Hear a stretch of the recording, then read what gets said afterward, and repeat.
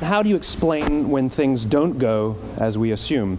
Or better, how do you explain when others are able to achieve things that seem to defy all of the assumptions? For example, why is Apple so innovative? Year after year after year after year, they're more innovative than all their competition. And yet, they're just a computer company. They're just like everyone else. They have the same access to the same talent, the same agencies, the same consultants, the same media. Then why is it that they seem to have something different? Why is it that Martin Luther King led the civil rights movement? He wasn't the only man who suffered in a pre-civil rights America, and he certainly wasn't the only great orator of the day. Why him? And why is it that the Wright brothers were able to figure out controlled powered manned flight when there were certainly other teams who were better qualified, better funded, and they didn't achieve powered manned flight, and the Wright brothers beat them to it? There's something else at play here. About 3.5 years ago, I made a discovery, and this discovery profoundly changed my view on how I thought the world worked, and it even profoundly changed the way in which I operate in it. As it turns out, there's a pattern. As it turns out, all the great and inspiring leaders and organizations in the world, whether it's Apple or Martin Luther King or the Wright brothers, they all think, act, and communicate the exact same way, and it's the complete opposite to everyone else. All I did was codify it. And it's probably the world's simplest idea. I call it the golden circle.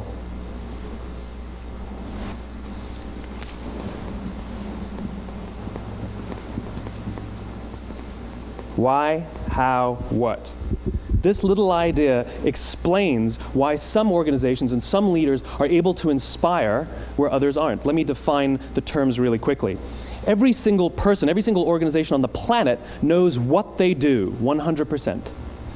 Some know how they do it, whether you call it your differentiating value proposition or your proprietary process or your USP.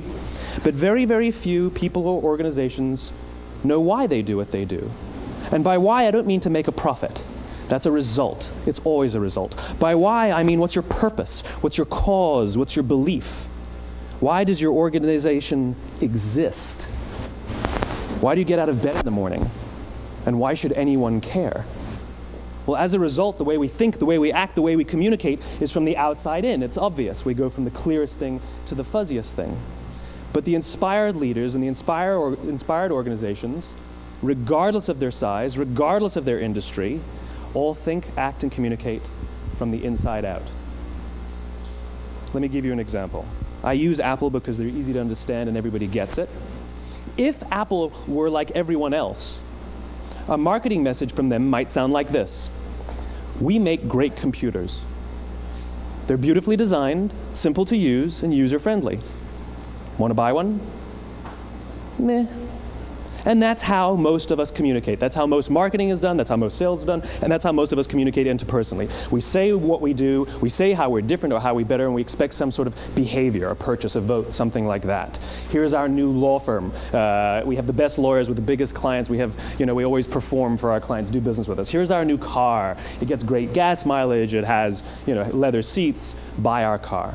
But it's uninspiring. Here's how Apple actually communicates. Everything we do, we believe in challenging the status quo. We believe in thinking differently. The way we challenge the status quo is by making our products beautifully designed, simple to use, and user-friendly. We just happen to make great computers. Want to buy one? Totally different, right? You're ready to buy a computer from me. All I did was reverse the order of the information. What it proves to us is that people don't buy what you do, people buy why you do it. People don't buy what you do, they buy why you do it. This explains why every single person in this room is perfectly comfortable buying a computer from Apple. But we're also perfectly comfortable buying an MP3 player from Apple, or a phone from Apple, or a DVR from Apple. But as I said before, Apple's just a computer company. There's nothing that distinguishes them structurally from any of their competitors. Their competitors are all equally qualified to make all of these products. In fact, they tried. A few years ago, Gateway came out with flat-screen TVs. They're eminently qualified to make flat-screen TVs. They've been making flat-screen monitors for years. Nobody bought one. And Dell. Dell came out with MP3 players and PDAs. And they make great quality products, and they can make perfectly well-designed products, and nobody bought one. In fact, talking about it now, we can't even imagine buying an MP3 player from Dell. Why would you buy an MP3 player from a computer company? But we do it every day. People don't buy what you do, they buy why you do it. The goal is not to do business with everybody who needs what you have. The goal is to do business with people who believe what you believe. Here's the best part. None of what I'm telling you is my opinion. It's all grounded in the tenets of biology, not psychology, biology. If you look at a cross-section of the human brain, looking from the top down, what you see is the human brain is actually broken into 3 major components that correlate perfectly with the golden circle. Our newest brain, our Homo sapien brain, our neocortex, corresponds with the what level. The neocortex is responsible for all of our rational and analytical thought and language. The middle 2 sections make up our limbic brains, and our limbic brains are responsible for all of our feelings, like trust and loyalty. It's also responsible for all human behavior, all decision-making, and it has no capacity for language.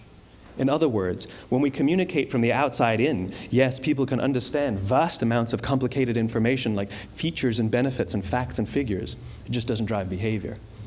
When we communicate from the inside out, we're talking directly to the part of the brain that controls behavior, and then we allow people to rationalize it with the tangible things we say and do. This is where gut decisions come from. You know, sometimes you can give somebody all the facts and your figures, and they say, I know what all the facts and details say, but it just doesn't feel right. Why would we use that verb? It doesn't feel right.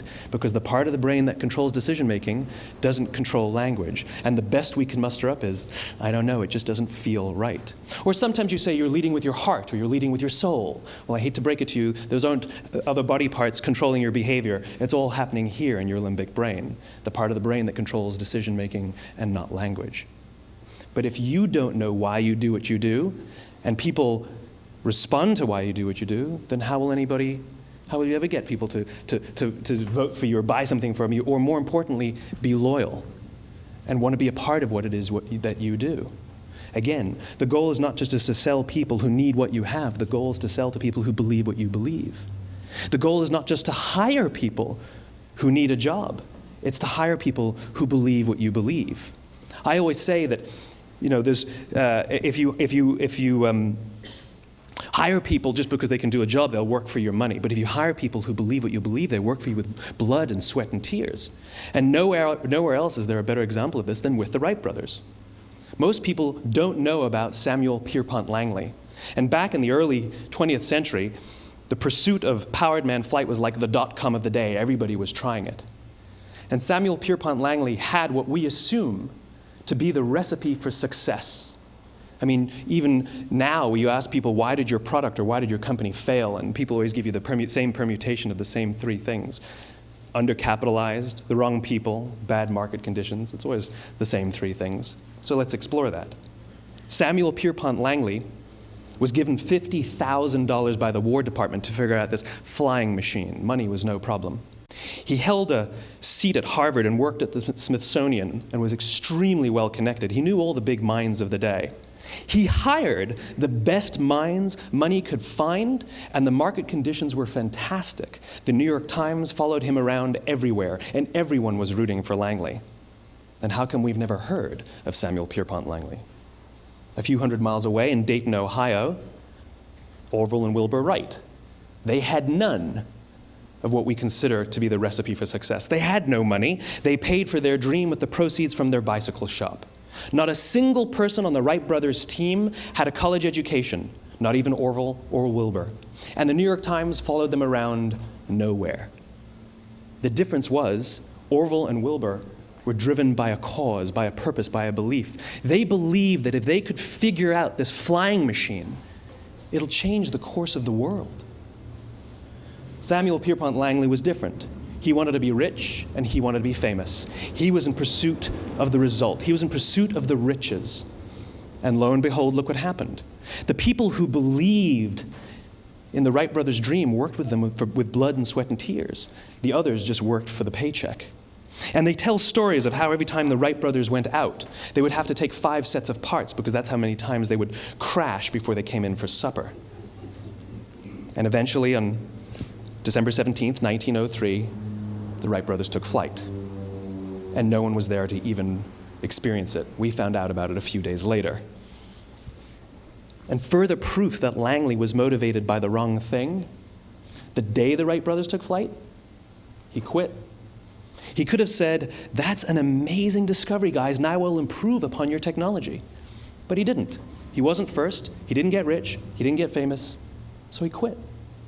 People don't buy what you do, they buy why you do it. And if you talk about what you believe, you will attract those who believe what you believe. Well, why is it important to attract those who believe what you believe?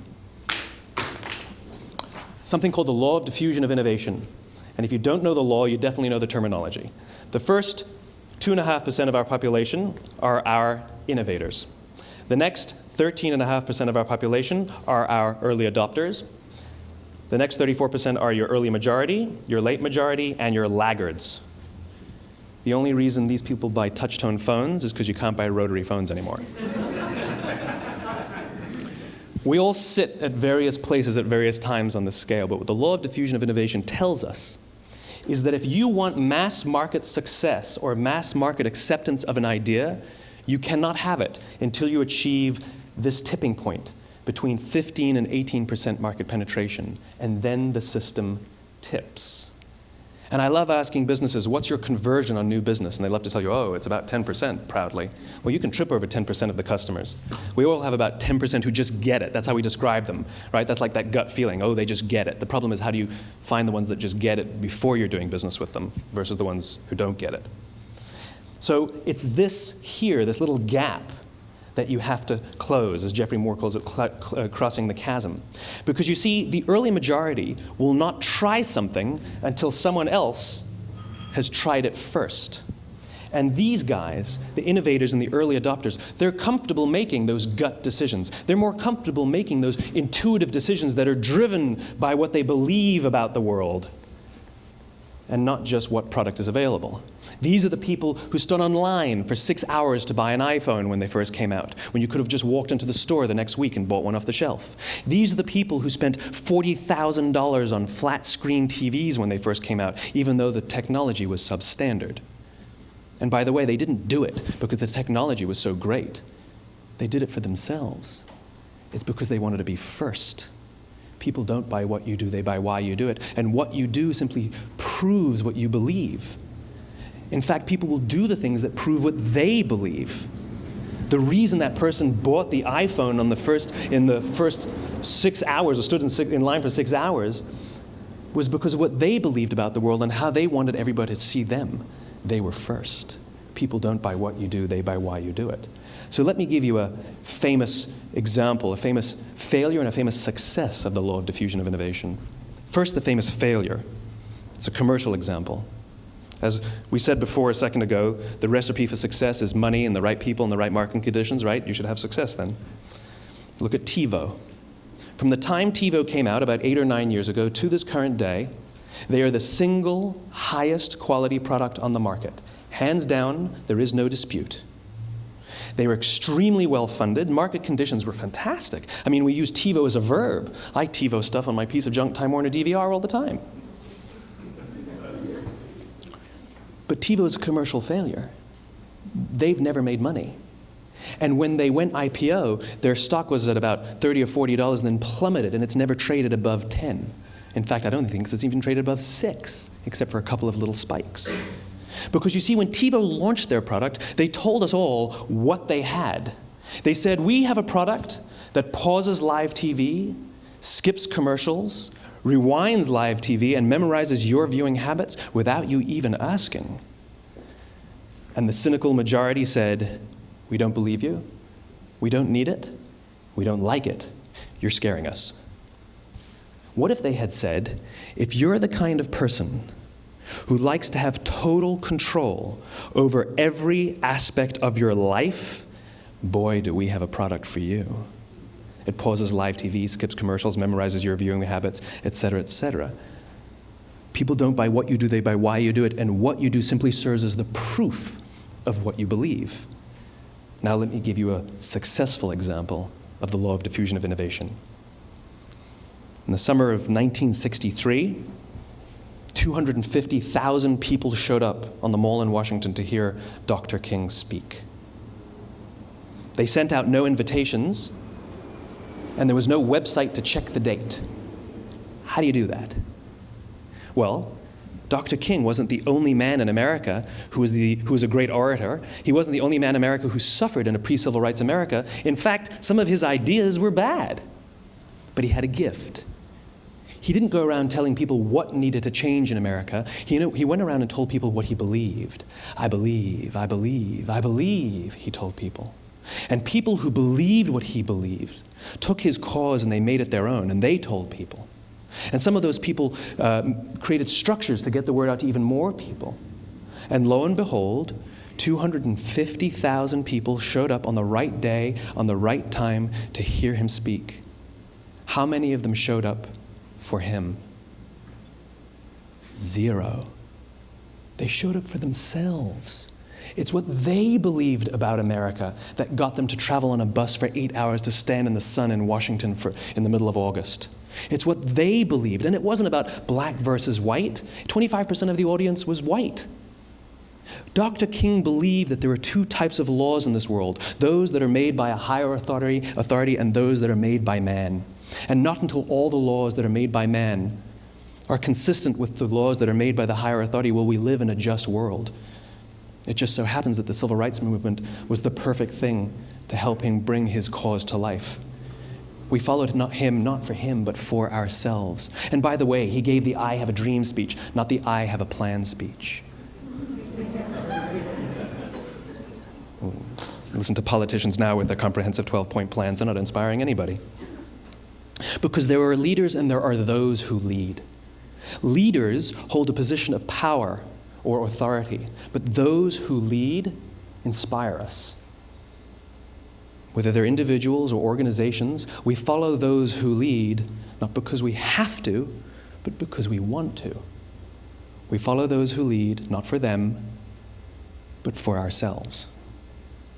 And it's those who start with why that have the ability to inspire those around them or find others who inspire them. Thank you very much.